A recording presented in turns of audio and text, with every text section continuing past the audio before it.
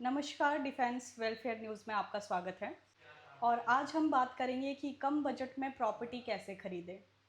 आइए मिलते हैं डिफेंस ग्रुप के ओनर मिस्टर राकेश शर्मा जी से। धन्यवाद प्रीति।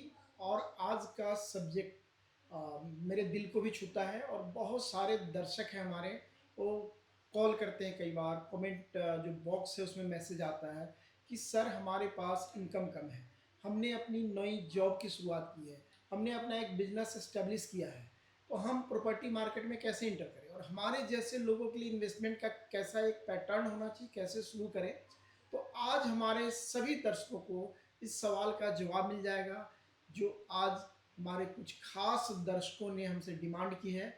तो सर सबसे पहले आप बताइए, जिसके पास पैसा कम है वो प्रॉपर्टी मार्केट में कैसे एंटर करें। तो प्रीति, आपने सबसे पहला काम क्या करना है, अपने आप का एक प्लान करना है कि आपका बजट कितना है, कहाँ इन्वेस्ट कर रहे हैं। स्टार्टिंग अफोर्डेबल सेगमेंट से करें, जहाँ की कम पैसे में आपको इधर प्लॉट है, फ्लैट है, छोटे सोहो या कमर्शियल का इन्वेस्टमेंट मिल जाता है।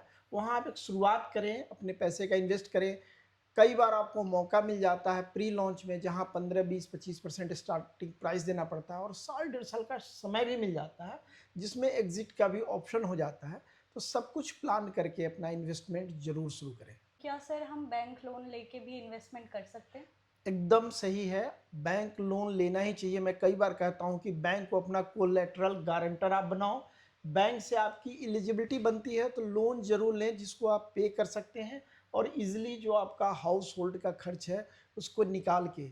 जनरली बैंक क्या करता है, जितनी आपकी इनकम है उसका 50 to 60% तक लोन ईएमआई के रूप में आप पे कर सकते हो, उतना लोन दे देता है।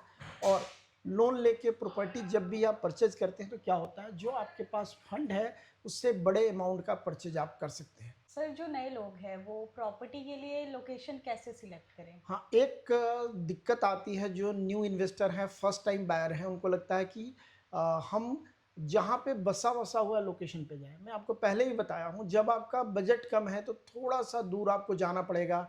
जो नई एरिया डेवलप हो रहा है, जहाँ इंफ्रास्ट्रक्चर डेवलप हो रहा है, जहाँ भविष्य में संसाधन आने की संभावना है, जैसे रोड, मेजर, चाहे रेल, मोनोरेल या एयरपोर्ट, इस तरह की चीज़ें जहाँ शहर से दूर आ रही है, वहाँ पे आप शुरुआती समय में इन्वेस्ट करेंगे तो कॉस्ट भी कम लगेगा, एप्रिसिएशन भी ज़्यादा लगेगा। और एक बात मैं कहना चाहूँगा कि आज की बुकिंग, कल का प्रॉफिट, यही एक स्मार्ट निवेश है।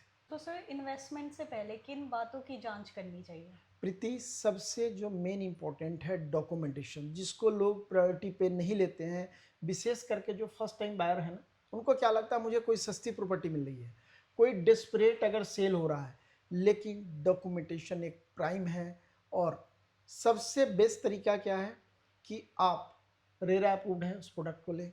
जो रिलेटर हैं, जो रेरा अप्रूव्ड है, जिनका एक ट्रैक रिकॉर्ड है, जिनके पास पूरी एक टीम है, जो लीगली और टेक्निकली साउंड हो, जो हर एक प्रोडक्ट के वेरिफिकेशन कर सके, उनकी जांच कर सके और सही प्रोडक्ट सही रेट में आपको दे सके, उनके साथ कनेक्ट हो। और उसके बाद आप इन्वेस्टमेंट जरूर करिए। विशेष करके फर्स्ट टाइम बायर को मैं कहता हूँ कि इन्वेस्टमेंट की शुरुआत एक ईंट जोड़ने से होती है। आप एक एक ईंट जोड़िए, एक एक पैसा जोड़ के शुरुआती कदम में इन्वेस्ट करिए, आपकी एक बड़ी इमारत बनेगी, आपको एक बड़ा फायदा होने वाला भविष्य में। तो सर कम बजट वाले क्लाइंट के लिए आपकी क्या सलाह रहेगी। आप, मेरी सबसे पहली सलाह होती है कि आप कोई जल्दबाजी न करें, कोई हरी बरी में न पड़े। कोई आपको कहता है सस्ती प्रॉपर्टी मिल रही है, आज नहीं लोगे कल नुकसान हो जाएगा। अगेन, सबसे पहले डॉक्यूमेंटेशन पार्ट को देखें। प्रॉपर्टी कहाँ पे है, लोकेशन कैसी है, उसका भविष्य क्या है, इन चीज़ों को देखें, समझें, फिर सावधानीपूर्वक निवेश जरूर करें। और बैंक को कोलैटरल गारंटर जरूर लें, चाहे लोन छोटा भी हो। इससे एक फ़र्क पड़ जाएगा, आपको पता चलेगा कि क्या प्रॉपर्टी लीगल है। और जिस प्रॉपर्टी में बैंक अगर लोन देता है तो आप मान के चले कि 99% चांस है कि प्रॉपर्टी की लीगली वेरिफिकेशन करेक्ट है और उस प्रॉपर्टी में जाना चाहिए। जहाँ तक प्राइसिंग का सवाल है, आप कंपेयर कर सकते हैं। आप उसको रिसर्च एंड एनालिसिस अगर खुद ना कर सके तो अगेन मैं कहता हूँ किसी अच्छे रिलेटर से सलाह लें, उनके साथ ही जाके प्रॉपर्टी फाइनलाइज करें, ताकि आगे उनकी सर्विसेज भी आपको मिल सके। अब यहाँ मैं एक और ऐड ऑन करूँगा कि बैंक में पैसा आपका बचता है, थोड़ा सा रिटर्न आता है, लेकिन प्रॉपर्टी में पैसा मल्टीप्लाई करता है। आज की खरीदी हुई प्रॉपर्टी आपके लिए एक विरासत के काम करती है, आपके आने वाले जनरेशन के लिए भी एक बहुत बड़ा एसेट होता है। दर्शकों, ये रहे आपके सवालों के जवाब। कैसा लगा आपको हमारा पॉडकास्ट? इसकी राय ज़रूर दें। धन्यवाद प्रीति। विशेष करके डिफेंस प्रॉपर्टी मंत्रा की टीम, आपको भी धन्यवाद, जो आप रिसर्च करते हैं, जो दर्शकों के सवालों को लेके हमारे पास आते हैं और कोशिश करते हैं कि जो हमारा 17 सालों का अनुभव है रियल एस्टेट का, मार्केट का, मैं बात करूंगा लगभग 10,000 प्लस कस्टमर, इन्वेस्टर, बिल्डर से मैं मिल चुका हूं पिछले 17 सालों में।